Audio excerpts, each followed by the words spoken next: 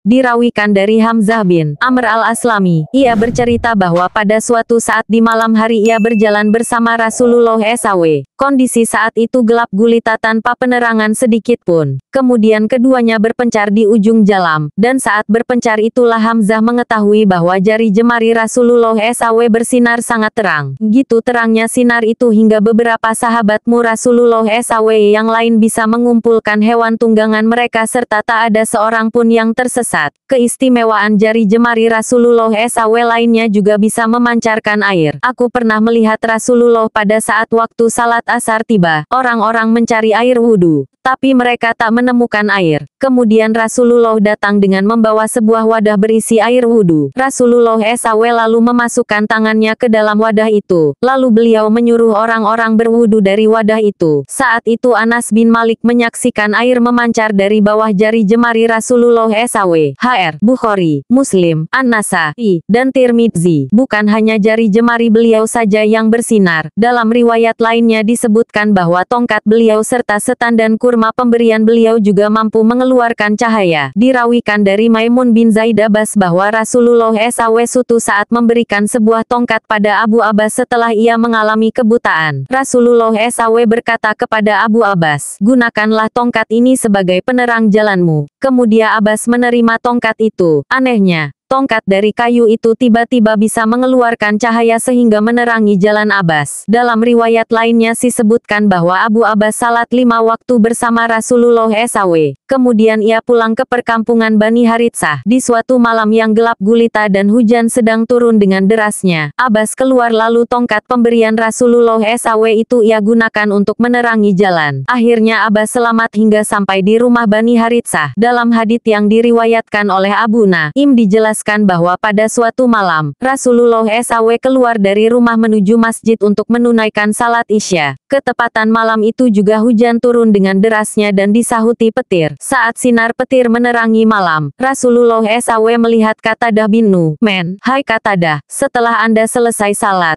tetaplah duduk di tempatmu hingga aku menyuruhmu, ucap Rasulullah SAW. Seusai salat, Rasulullah SAW menemui Qatadah dan memberikan sebuah tandan kurma. Ambillah tandan kurma ini, ia akan menerangi jalan di depanmu 10 langkah dan di belakangmu 10 langkah. Tutur Nabi Muhammad SAW seraya memberikan setandan kurma itu. Qatadah menerimanya. Lalu saat pulang ke rumahnya, setandan kurma itu benar-benar menerangi jalannya sampai di rumah.